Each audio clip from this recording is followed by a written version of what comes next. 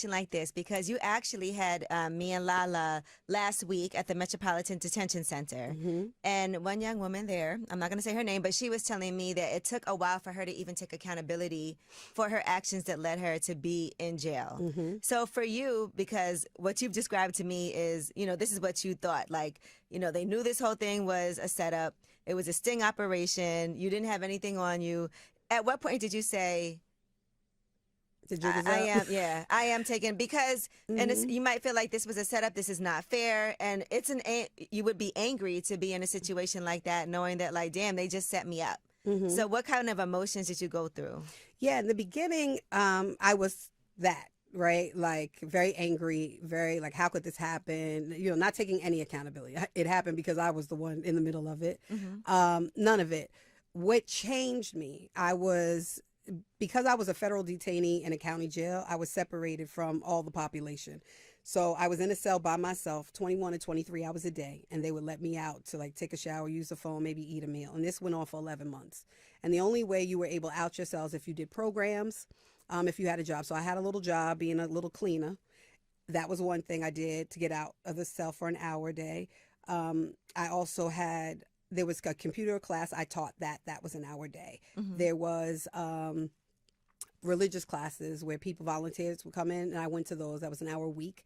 And then there was NA and AA classes. So Narcotics Anonymous and Alcoholics Anonymous. And I went to those just to get out the cell.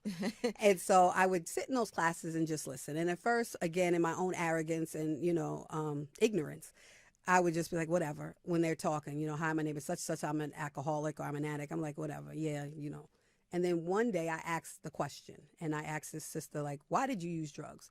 Like, we all know it's just say no to drugs. You don't do drugs. They're bad for you. And she was like, well, my father had been raping me, and he gave me heroin for the first time. And he told me to take the heroin and the pain would go away. And another girl was like, well, yeah, the only time I was able to spend time with my mom was when we smoked crack together. Damn. And I was like, yo. And I mean, I just broke down and cried because now I could actually see the effects. Now I'm getting emotional now. Like you could actually see the effects that it has on people. Like now you see they didn't have a choice. You were innocent and harmless in this. You were contributing. Absolutely. And it was like, for me, how could I contribute to the harm of someone else?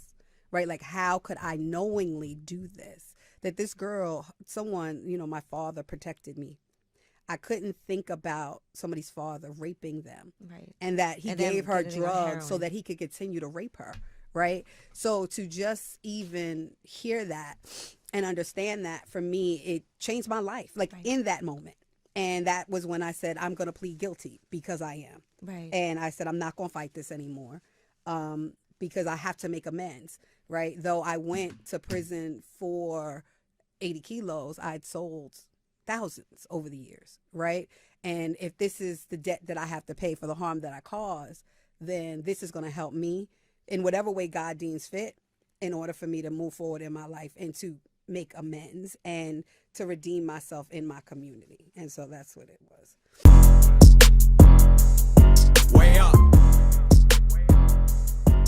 Yeah.